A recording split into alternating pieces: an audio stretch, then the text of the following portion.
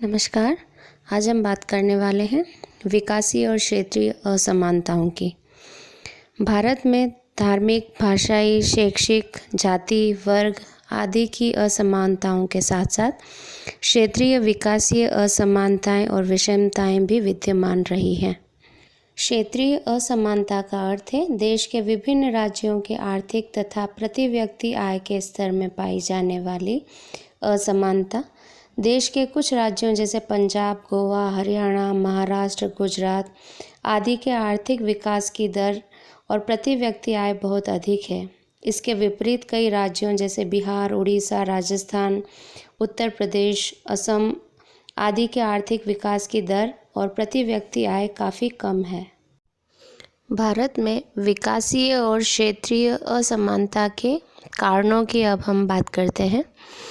भारत में असमानता या आय तथा संपत्ति में पाए जाने वाली असमानता का मुख्य कारण जमींदारी प्रथा तथा भूमि के स्वामित्व में पाई जाने वाली असमानता है। स्वतंत्रता से पहले देश में जमींदारी प्रथा पाई जाती थी। इसके कारण भूस्वामित्व में सारी असमानताएं पाई जाती थी। स्वतंत्रता के बाद जमींदारी प्रथा समाप्त कर दी गई, परंतु भूमि के स्वामित्व की असमानता में कोई कमी नहीं हुई। इस समय देश की 10% ग्रामीण जनसंख्या के पास कृषि भूमि का 56% भाग है तथा 70% जनसंख्या के पास केवल 14% भाग है। भूमि के स्वामित्व में पाई जाने वाली यही असमानता ग्रामीण क्षेत्रों में पाई जाने वाली आय की असमानता का मुख्य कारण है। ग्रामीण क्षेत्रों में भूमिहीन कृषि श्रमिकों तथा छोटे किसानों की आय बहुत कम है। वे बड़ी कठिनाई से अपना जीवन निर्वाह कर पाते हैं। इसके विपरीत बड़े किसानों की आय बहुत अधिक है तथा इसमें लगातार वृद्धि हो रही है। इन किसानों के पास पूंजी अधिक होती है, इसलिए वे ट्रैक्टर, ट्यूबवेल, रासायनिक खाद, कीटनाशक, उत्तम बीज आदि का प्रयोग करके अधिक उत्पादन करते हैं। इनकी आय में और अधिक वृद्धि हो जाती है, जबकि छोटे किसान पूंजी के अभाव में अपने खेतों से अधिक उत्पादन नहीं कर पाते हैं। वे पिछड़े तथा निर्धन रह जाते हैं। इस प्रकार ग्रामीण क्षेत्रों में भूस्वामित्व की असमानता के कारण आय तथा संपत्ति की असमानता में वृद्धि होती है।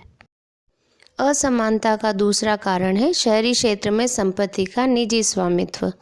शहरी क्षेत्रों में उद्योगों, व्यापार, भूमि, मकानों आदि संपत्ति पर निजी स्वामित्व पाया जाता है। कुछ लोगों के अधिकार में अधिकतर शहरी संपत्ति होती है। इसके विपरीत शहरों की अधिक जनसंख्या निर्धन होती है। शहरों में पूंजीपति उद्योगों, व्यापार, यातायात तथा अन्य व्यवसायों में पूंजी का निवेश करके अधिक आय प्राप्त कर लेते हैं, परंतु शहरों का मध्यम तथा निर्धन वर्ग अपना जीवन निर्वाह बड़ी कठिनाई से कर पाता है।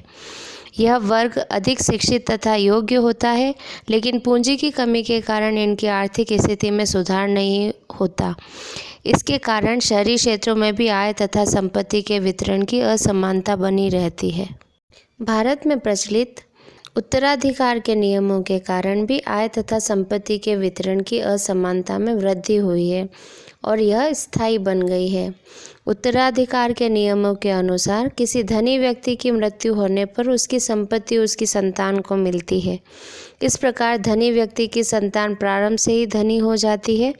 इसके विपरीत किसी निर्धन व्यक्ति की मृत्यु पर उसकी संतान को कोई संपत्ति प्राप्त नहीं होती और वह ऋण प्राप्त होते हैं और वे आराम से ही निर्धन होते हैं। निर्धन अपने परिश्रम द्वारा ही अपनी आय और संपत्ति में वृद्धि करने का प्रयत्न कर सकते हैं, लेकिन इसकी संभावना बहुत कम होती है क्योंकि इसके लिए उन्हें अवसर नहीं मिलते। इसलिए उत्तराधिकार के नियमों ने भारत में असमानता को स्थायी बना दिया है। व्यावसायिक प्रशिक्षण में पाई जाने वाली असमानता भी आय की असमानता का एक मुख्य कारण है। कुछ व्यवसायों जैसे डॉक्टर, इंजीनियर, कंपनी प्रबंधक तथा वकीलों आदि की आय अन्य व्यवसायों में लगे हुए लोगों की तुलना में बहुत अधिक होती है। यह प्रशिक्षण के कारण संभव होता है। इन व्यवसायों में प्रशिक्षण ग्रहण करना महंगा और अधिक समय लेने वाली प्रक्रिया है, लेकिन इन व्यवसायों का प्रशिक्षण प्राप्त करना निर्धन व्यक्तियों के बच्चों के लिए संभव नहीं हो पाता। इन व्यवसायों में अधिकतर धनी वर्ग के बच्चे ही प्रशिक्षण प्राप्त कर पाते हैं। इसके कारण आय की असमानता बढ़ती जाती है। महंगाई भी इसके लिए जिम्मेदार एक कारक है। सन 1956 से ही देश में कीमतों के बढ़ने की प्रवृत्ति जारी है। कीमतों के बढ़ने का धनी वर्ग की तुलना में निर्धन वर्ग पर अधिक बुरा प्रभाव पड़ता है। इसके कारण निर्धन वर्ग की वास्तविक आय में काफ़ी कमी हो गई है। इसलिए मुद्रास्फीति भी वास्तविक आय की असमानता में होने वाली वृद्धि के लिए जिम्मेदार है। बेरोजगारी भी आय की असमानता के लिए उत्तरदायी कारक है। महालनोबिस समिति के अनुसार बेरोजगारी तथा अल्प रोजगार भारत में आय की असमानता के प्रमुख तत्व हैं। बेरोजगारी की अवस्था में व्यक्ति आय के सभी स्रोतों से वंचित रह जाता है। भारत में बेरोजगारों की संख्या प्रत्येक योजना के साथ बढ़ी है। आज अधिकांश बेरोजगार व्यक्ति समाज के निर्धन वर्गों से जुड़े हुए हैं। अतः समय के साथ इनकी संख्या में वृद्धि होने से आय की असमानता में भी वृद्धि हुई है। संपत्ति के वितरण में असमानता के लिए चारों ओर व्याप्त करों की चोरी भी जिम्मेदार है। जिन अधिकारियों पर करों को इकट्ठा करने की जिम्मेदारी है वे कार्यकुशल नहीं हैं। इसके कारण लोग करों से बचने में सफल हो जाते हैं। ये लोग या तो कर देते ही नहीं या वास्तविक कर देय राशि से कम कर देते हैं। ऐसे अनैतिक लोग कर अधिकारों को झूठे हिसाब किताब दिखलाते हैं और स्थिति का इस विधि में जोड़ तोड़ करते हैं कि उनके ऊपर कर भार कम से कम हो। वाचु समिति के अनुसार जिस आय पर कर की चोरी की जाती है वह 1400 करोड़ रुपए के करीब बैठती है। करों की चोरी से काले धन का जन्म होता है। भ्रष्टाचार और स्मगलिंग भी आय असमानता का एक मुख्य कारण है। स्वतंत्रता के बाद देश में भ्रष्टाचार और स्मगलिंग में भी काफ़ी वृद्धि हुई है। जो लोग रिश्वत देने की क्षमता रखते हैं उन्हें कोटा, परमिट, औद्योगिक लाइसेंस आसानी से मिल जाते हैं। इनके द्वारा एक ओर तो उनकी आय में बहुत अधिक वृद्धि होती है और दूसरी ओर जिन अधिकारियों और कर्मचारियों को रिश्वत दी जाती है उनकी आय में भी तेज़ी से वृद्धि होती है। स्मगलिंग करने वाले तथा इस कार्य में उन्हें सुरक्षा देने वाले सभी अधिकारियों की आय भी बहुत अधिक होती है। इसके विपरीत ईमानदार और कानून के अनुसार कार्य करने वाले लोगों की आय में बहुत कम वृद्धि होती है। भ्रष्टाचार और स्मगलिंग के कारण काला धन उत्पन्न होता है। सरकार ने भी समय समय पर काले धन को कानूनी बनाने या सफ़ेद धन में बदलने के अवसर दिए हैं। इन सब के फलस्वरूप देश में आय और संपत्ति के वितरण में काफ़ी वृद्धि हुई है। स्वतंत्रता के बाद से ही सरकार इस बात का प्रयत्न कर रही है कि देश में आय और संपत्ति की असमानता को कम किया जाए। इस उद्देश्य को प्राप्त करने के लिए सरकार द्वारा कई नीति अपनाई गई, जिनकी मुख्य विशेषताएं या सरकार द्वारा अपनाए गए मुख्य कार्य इस प्रकार हैं। ग्रामीण क्षेत्रों में आय तथा संपत्ति की असमानता को कम करने के लिए भूमि सुधार किए गए हैं। भूमि सुधार संबंधी नीति का मुख्य उद्देश्य भूमि स्वामित्व की असमानता में कमी लाना है। इसी उद्देश्य को प्राप्त करने के लिए सरकार ने स्वतंत्रता के तुरंत बाद ही जमींदारी उन्मूलन संबंधी कानून पास किए थे। इसके फलस्वरूप जमींदारी समाप्त कर दी गई तथा जमींदारी की उच्चतम सीमा से अधिक भूमि का वितरण उस पर काश्त करने वाले काश्तकारों में कर दिया गया। कृषि भूमि की उच्चतम सीमा निर्धारित करने के लिए कानून बनाए गए। सीमा से ऊपर की ज़मीन उनके स्वामियों से ली जा रही है। इस ज़मीन का वितरण उन लोगों में किया जा रहा है जिनके पास बहुत थोड़ी भूमि थी या जो भूमिहीन थे। लेकिन भारत में भूमि सुधार की प्रगति बहुत धीमी रही है। भूमि सुधार के अधिकतर उद्देश्य अधिक सफल नहीं हो सके हैं। आय की असमानता को दूर करने के लिए सरकार ने सार्वजनिक क्षेत्र का तेजी से विकास करने की नीति को अपनाया है। इस क्षेत्र के विकास के कई उद्देश्य हैं, लेकिन उनमें से एक महत्वपूर्ण उद्देश्य आय तथा संपत्ति की असमानता को कम करना है। यह क्षेत्र निजी क्षेत्रों के स्वामित्व के विस्तार को रोकने में सहायक है। बैंकों के राष्ट्रीयकरण का भी यह एक मुख्य उद्देश्य है। इसके फलस्वरूप निजी लोगों के हाथ में धन तथा आय में केंद्रीकरण को रोकने तथा इस प्रकार समानता को बढ़ाने में मदद मिलेगी। लेकिन 1991 की नई आर्थिक नीति के अनुसार सरकार अब सार्वजनिक क्षेत्रों के स्थान पर निजी क्षेत्रों को अधिक महत्व दे रही है और निजीकरण की नीति को बड़े जोरों से चलाया जा रहा है। इसके फलस्वरूप आय की असमानता में और अधिक वृद्धि होने की संभावना है। स्वतंत्रता के बाद पंचवर्षीय योजनाओं की अवधि में लघु तथा कुटीर उद्योगों के विकास को प्रोत्साहन देने की नीति को अपनाया गया।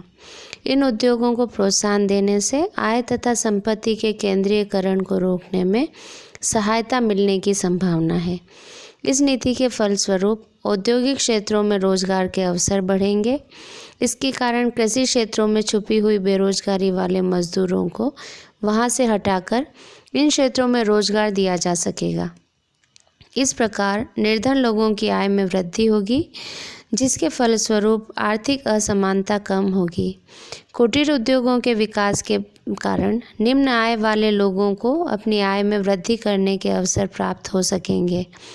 परंतु नई आर्थिक नीति के अंतर्गत निजीकरण और बहुराष्ट्रीय निगमों तथा बड़े स्तर के उद्योगों को ही मिलने वाली सुविधाओं के कारण लघु उद्योगों और कुटीर उद्योगों को पनपने के अवसर कम मिल पाएंगे।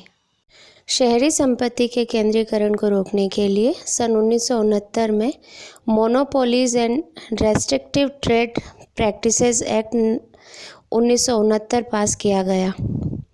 इस एक्ट का मुख्य उद्देश्य आर्थिक शक्ति के केंद्रीकरण को रोकना है।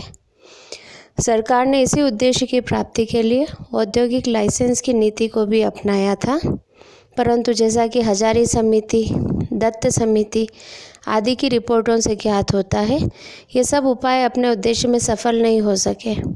सन 1991 की औद्योगिक नीति के अनुसार अधिकतर लोगों के लिए लाइसेंसों को समाप्त कर दिया गया है। देश की बेरोजगार जनता को रोजगार प्रदान करके भी आय की असमानता को कम किया जा सकता है। पंचवर्षीय योजनाओं में रोजगार के अवसर अधिक से अधिक बढ़ाने पर जोर दिया गया है।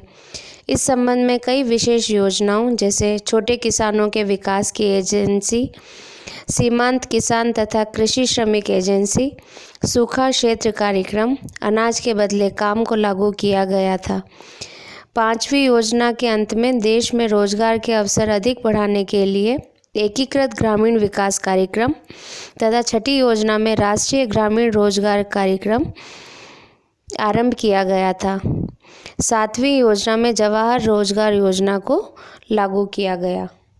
आय की असमानता को कम करने के लिए कीमत तथा वितरण को अपनाया गया है। इनका उद्देश्य समाज के निर्धन वर्ग को सहायता देना है।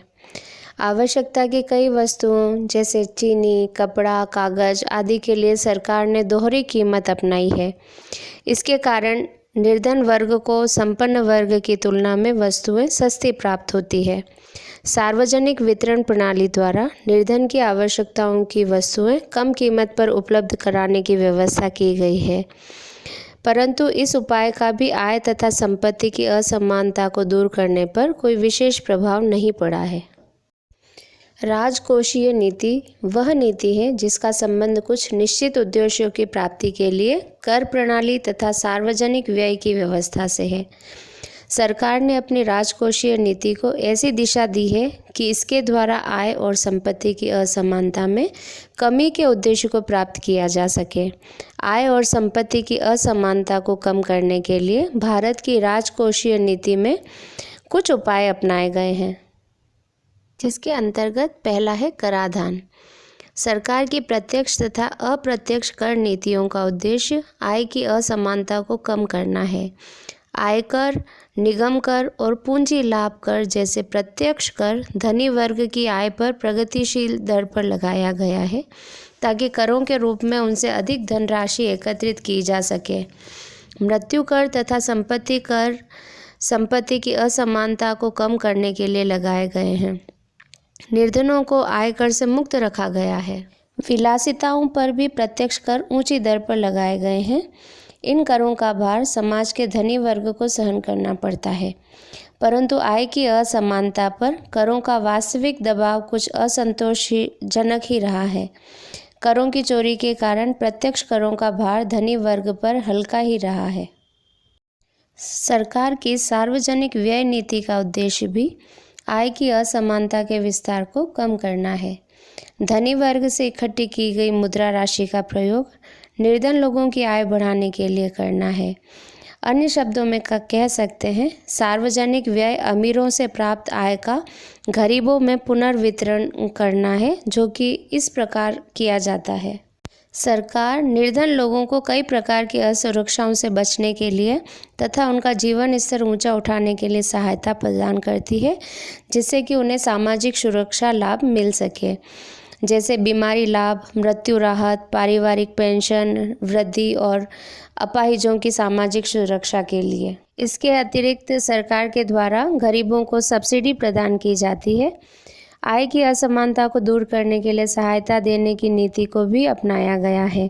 समाज के निर्धन तथा कमजोर वर्ग की आर्थिक स्थिति सुधारने के लिए सरकार कई प्रकार की वस्तुओं जैसे बिजली, सिंचाई, जल आपूर्ति, स्वास्थ्य सेवाएं, दूध व अन्य नागरिक वस्तुओं की आपूर्ति, आवास, शिक्षा आदि के लिए सहायता देती है। सार्वजनिक उद्यम कई वस्तुओं जैसे रासायनिक खाद, दवाइयों आदि को लागत से भी कम कीमत पर बेचते हैं, परंतु जहां तक आय की असमानता को कम करने का प्रश्न है, इन उपायों को अपनाने से कोई विशेष सफलता नहीं मिली है। वास्तव में कई सहायताएं किसी आर्थिक कारण से नहीं बल्कि राजनीतिक कारणों से दी गई हैं। सरकार द्वारा क्षेत्रीय असंतुलन को दूर करने के लिए वित्त आयोग द्वारा केंद्रीय वित्त में से अधिक भाग पिछड़े राज्यों को उपलब्ध कराया गया है। इन राज्यों को आय तथा केंद्रीय उत्पादन कर में से भी बड़ा भाग दिया गया है। दूसरा, निर्धन राज्यों के कुशल प्रशासन के लिए केंद्रीय सरकार उन्हें वित्तीय सहायता भी देती है।